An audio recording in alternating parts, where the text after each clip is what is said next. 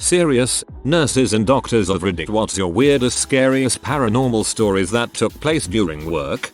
Did a rotation in a burn unit. There are tons of stories that go around, but I'll share my favorite. A pimp lit one of his prostitutes on fire, and she immediately bear hugged him, causing them to both suffer pretty severe injuries. Unfortunately, hers included an inhalation burn.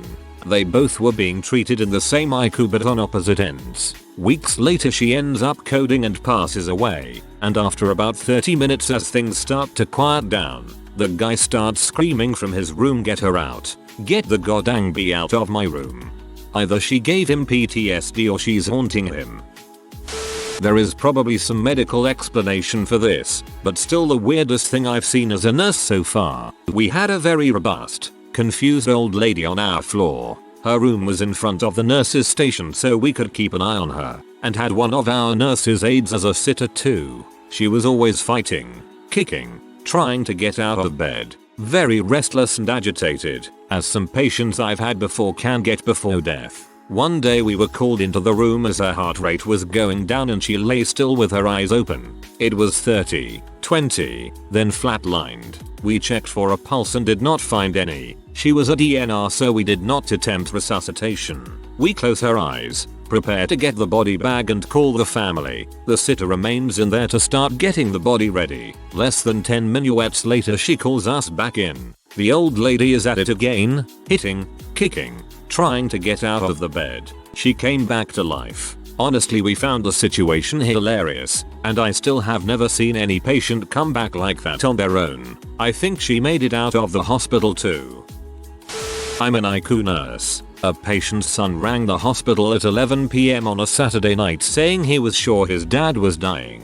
His dad had had a severe stroke and was doing okay. Recovery would be difficult, but he wasn't expected to die and was pretty stable at the time. I was looking after him and he was a lot of work because he would try to get up but couldn't walk, so he'd fallen a lot. The son really wanted to come in, even though it's way past visiting hours. But you know, I'll bend the rules in a good cause. I figured, what the heck, it's his Saturday night. Come on in and sit with your dad. Patient died about 2 minutes before the son walked in the door. It was like a switch was turned off. He just died. The last thing he said to me was, "Am I bothering anyone?" I told him of course not, even though he had some very frustrating behavior because of the stroke. The son just started crying and screaming. I knew it. How the heck he knew? We were all a bit freaked out.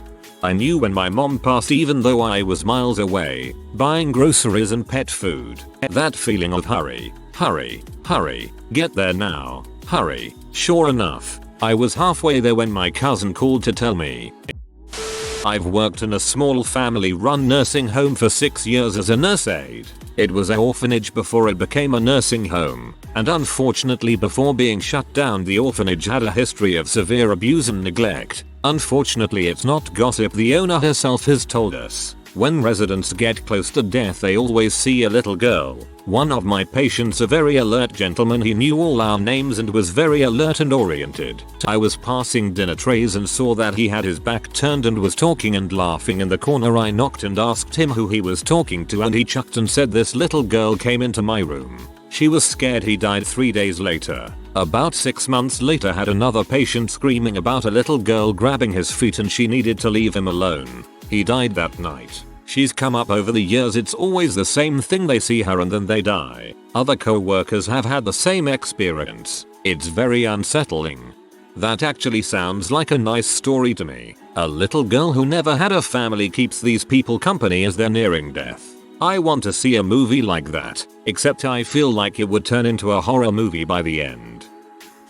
I am a nurse in a hospital and my patient was a well-known card reader in town, not too unheard of in Louisiana. I had actually gone to her about 10 years prior and she was eerily accurate. While caring for her for a few days, I walk into her room and she is unresponsive. She had been very lethargic all day, but now she was out. Her daughter is at the bedside and is trying to wake her up.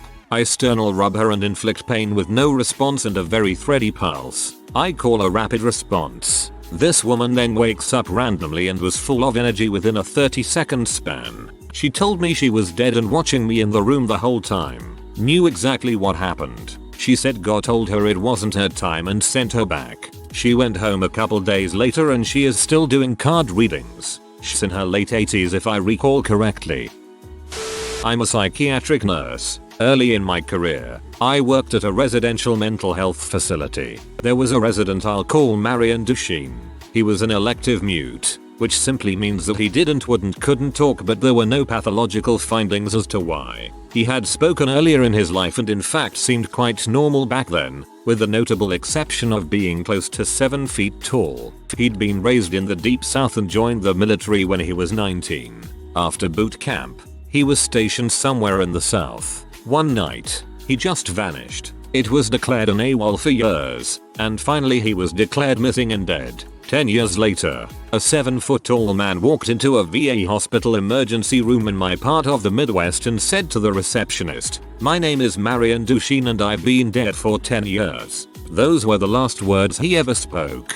He was covered with dust and he was wearing the same clothes he'd been reported to be wearing the night he vanished. His social security number had not been used and he had no identification on his person. However, they were able to identify him, I guess via fingerprints. He was well fed and in good health, except for his refusal to speak. The family was notified but they said they had already grieved their lost man and that whomever was claiming to be him simply could not be. They said he was a haint and a stand-in for their dead relative and demanded not to be contacted again." Marion paced all day every day, not in a frantic way, but just lumbering up and down the halls and outside. He smiled all the time and would be moving his mouth in a way that indicated talking or muttering, but he was dead silent. He had an unnerving habit of throwing his head back with his mouth wide open as if he were laughing heartily, but not even a breath could be heard. If told to go to the dining room for a meal, he'd go and eat, but if nobody told him, he just kept pacing,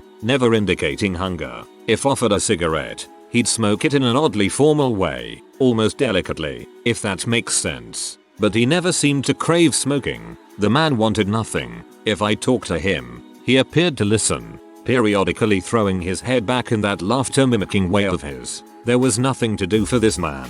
Various medications were tried, but they did not affect him either positively or negatively. Occupational therapy did nothing because Marion would just grin and unless told to stay put, he'd get up and start pacing again. On my last day at that job, on my way to something better, the last thing I saw was Marion, pacing in the parking lot, throwing his head back to laugh. Later I wondered if all along I'd been dealing with a ghost. All these years later, I still don't know.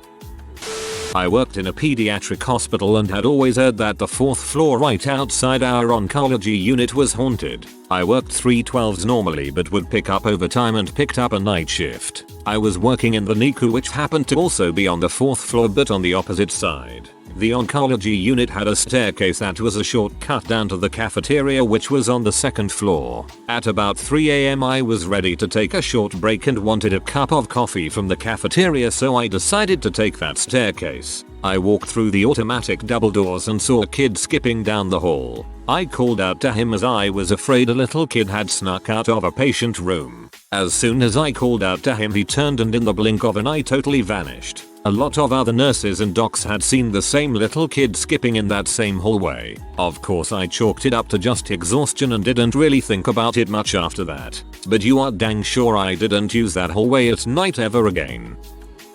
One of the rooms we have is obviously having something of a haunting. A man in a gown gestured one of the techs to come in. She went in and he was gone.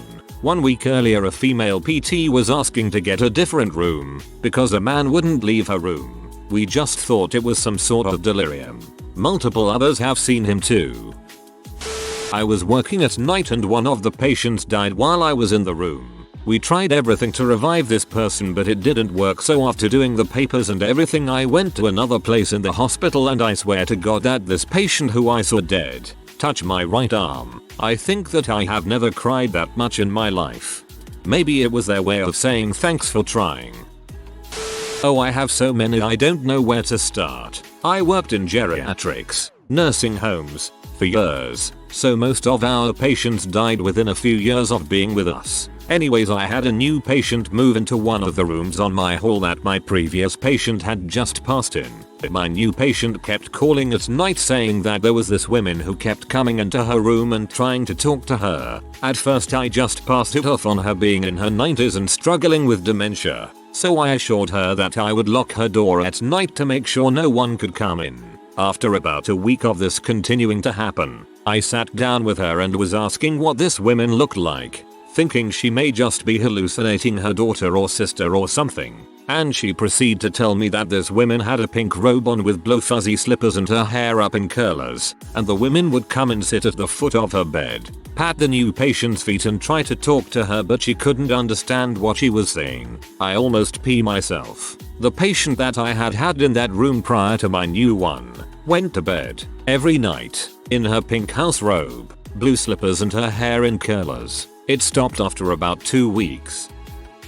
I used to work in a nursing home as both a CNA and an LPN, and while nothing too crazy happened, there were definitely things that happened out of the ordinary. I remember one time after someone had died, I was cleaning up her body and the door to the room swung wide open even though it had been firmly latched. Nobody was there. It gave me the creeps. There were instances of furniture being moved, lights turning on and off by themselves, and toilets randomly flushing by themselves as well. I also remember I had one resident one night who asked me to make sure I closed the door to the closet that was at the end of her bed, and she told me that when it was open that woman kept going in and out of it all night and it kept her awake. A ward I worked on once had a patient who was a psychic medium as a patient. We had a bit of a laugh with her as she was on the ward for a while. She'd had a stroke which affected her mobility, and she would do readings for the staff etc. from time to time. I took it all as just a bit of fun until one evening when she pressed her nurse call buzzer and told us to go check on a patient in a side room as he was dead. We went to check and sure enough found that the gentleman had died. Later on we asked our psychic patient how she had known, and she told us she had seen him coming out of his room obviously distressed. She realized he had died and had to explain to him what had happened and help him to pass over go to the light. Now I am not a believer, but that gave me the creeps. She killed the patient. I'm a nurse. I've witnessed quite a lot with Alzheimer people. They often develop their own scenarios in their own head, often accompanied by vivid hallucinations. Once during night shift, I heard a woman scream in fear. Checking on her, she managed to climb into her wheelchair in pure panic, wanting to flee her bedroom, asking what was wrong. She thought the building was on fire. Now what's important to mention here is, people often make claims that people are just crazy or dreaming badly or something, but this is not the case. People with hallucinations have been found to actually see, hear, smell, etc. something when their hallucinations occur, as the same locations in the brain are stimulated as if they would get real impulses. That woman actually saw fire. She actually smelled fire. She didn't just make that up to be crazy. It's what her brain told her was happening. And she was in real panic for her life. And the same applies to when those people see someone else in their room. When they want me to guide someone out of the bedroom who isn't actually there, seemingly standing right behind me, and it makes no sense to discuss with them that no one's there. To them, someone is there, and you better do your best effort of improvising to guide that someone, even if it's no one outside. Play along, and they'll be fine. This, to me, is the scariest thing at work. They see something you don't. Student nurse here. I once had a patient say, do you ever feel the chill whenever you're on the computer? Don't worry, it's just a nurse who worked here a long time ago. She doesn't understand your technology, so she's trying to learn. I always feel someone is looking over my shoulder when I'm on the computer, so this freaked me out. Worked in a nursing home long-term facility for multiple years. Personally hadn't experienced anything too crazy apart from mystery call lights, call bell system going off. No buttons lit up, no rooms lit up. System would have to be reset from the electrical room to clear it. Hearing doors close shut, toilets flushing, faucets running. These were by no means commonplace. Other staff had some more direct experiences though. Apparently in one hall a little girl would occasionally be seen walking. This had been reported by multiple staff as well as patients. A staff member was sitting out in her car during night shift when some woman who knocked on her window and quickly disappeared. The next day she was discussing this out loud with the oncoming shift when someone pulled out a picture from old files based on the description provided. Apparently, it was a match to a former patient that had passed away at least 10 years before that staff member was hired. I had a 6-year-old who fell from a tree and had a significant head injury. She didn't respond to voice commands or painful stimuli, but she was having a conversation with someone. The only part I could clearly hear was when she said, "Well, I know, but I don't want to be dead." She then went unresponsive. Happily, the neurosurgeon was have to get her in the OR in time and take care of her epidural bleed. She survived with mild deficits and came to see us after being discharged. She didn't remember the conversation at all. What a stubborn kid. Imagine telling death you don't want to be dead, so you won't be dying right now, and death just being alright, fine, geez. Okay, I am a nurse, but this did not happen to me, but several other nurses who worked at these units. There is a little girl who haunts the burn unit of a large military medical treatment facility in the US. She has been seen by both staff and patients. Haunts may not be the correct term, but she has been witnessed by several. Second, I used to work at the old Walter Reed Army Medical Center. In the old one that moved back in 2011, there was a VIP ward. I believe it was Ward 72. Any retired general officers would stay there, along with any higher ups in the Gov. Think Secretary of State and other cabinet officials. There was also a room for the First Lady and President. This ward is private, locked at all entrances and very nice. It is furnished with very high-end furniture and a lot of it was donated by Mrs. Mamie Eisenhower, the wife of President Dwight D. Eisenhower. Well, for my friend who worked there, the ghost of Mamie Eisenhower is very particular about anyone staying in her room, and if anyone did sleep in that room, she would yank off the bedsheets. My friends also said decorative pieces would randomly fall off table or fly off the walls when they were the only ones up there. Mamie would also apparently page the supervisor, who would call the ward back to a very confused nurse as to who paged them.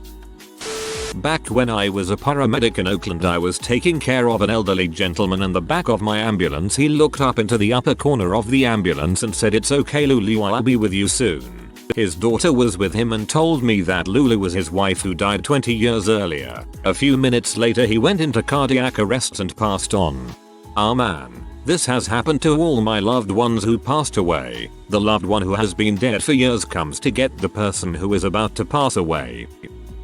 I worked as a medtech at an assisted living facility. One day a resident, I'll call her Margaret, suddenly passed away and her family left all her belongings in the room that night, including her pendant, to call the staff for help.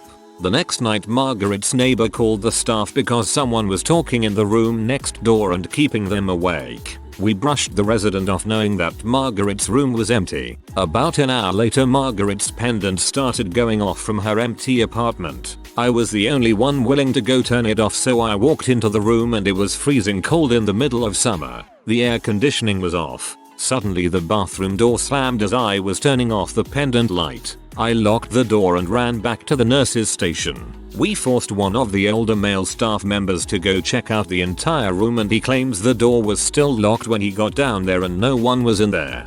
You're just like making me scared of the cold, don't ya? Sorry, I know you asked for nurses and doctors, but I couldn't help telling this one. Growing up, my maternal grandmother and I were always pretty sensitive to paranormal stuff, but my mother was not. She thought her mom was a crock, and she was sure I was making stuff up. Just as a preface, so while mom was in nursing school, she worked as a home health aide. She got a pretty cushy gig working with this disabled woman named Mary. I was too young to know what was wrong with Mary, but looking back now, I would guess she was someone who was mentally 5, though she was in her 50s. Mary's parents had provided well for her, left her with her own giant, beautiful home fully equipped for a handicapped person, enough money and a fund to finance care, etc. So mom was one of only 4 staff to work with Mary, because she did not like new people, 2 midnighters and 2 day staff. She received around the clock care, but mom was able to bring Mary home with her, so we spent a lot of time with Mary as a family. Mary was sweet and very kind. I actually have an old photo of me, her and mom when I was dressed for one of my dance parades.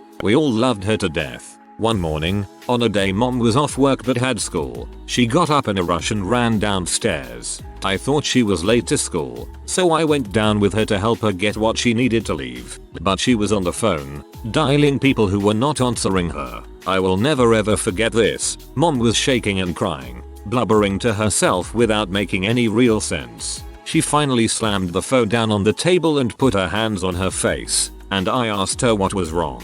She told me she had woke up to Mary at her bedside patting her hand the way she did when she was very pleased with something mom did. But when she sat up in bed, Mary was gone.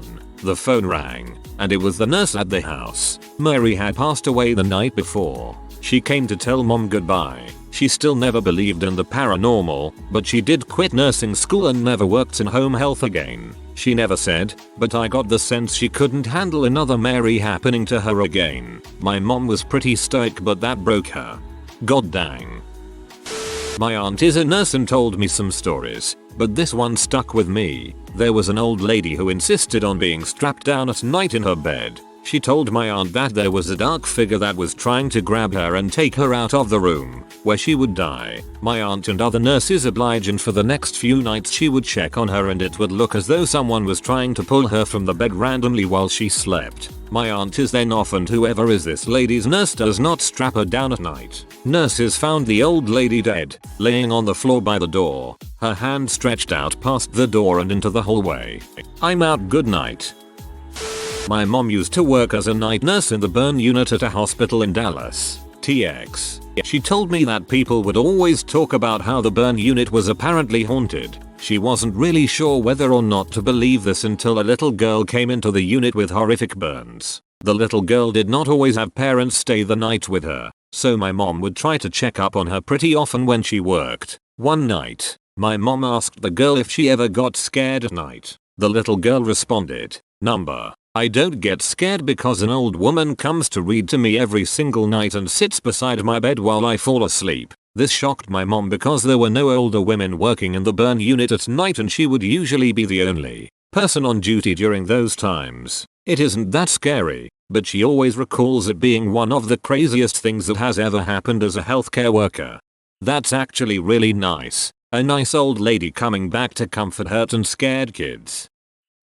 I am a psychiatrist and during my training years I worked for 6 months at a ward treating patients with depressive and anxiety disorders. It was an old building who had been housing psychiatric patients since the mid-1920s. On our floor we had 13 beds and a nursing station, a living room, and a few conference rooms. One day a few weeks and I am interviewing a patient who when asked about sleeping patterns tells me she have heard a baby crying at night waking her up. There are no babies in that hospital as the place is situated far away from housing areas and there were restricted visiting hours. Afterwards the nurse pulls me aside and tells me that the baby crying thing is not a psychotic symptom. She is very serious about this, but won't elaborate. I kind of shrug it off, as either way it does not change the diagnostic or treatment, and forget about the experience. Around 3 months in my stay I sit in the nurses station and 3 nurses behind me are talking.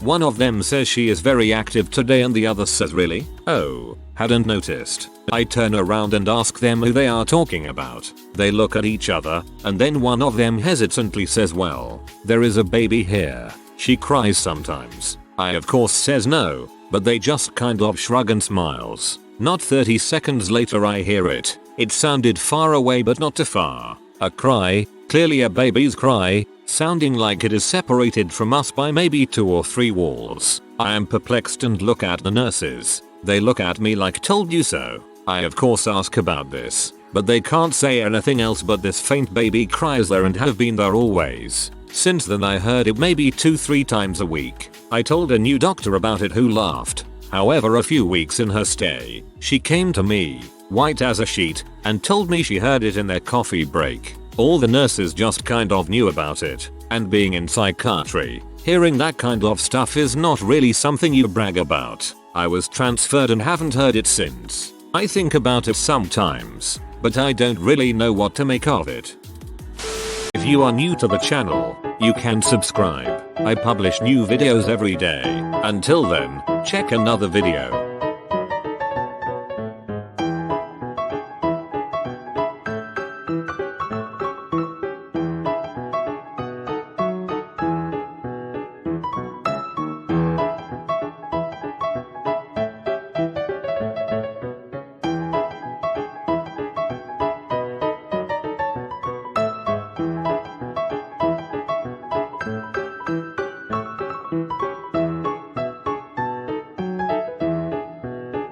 Bye for now.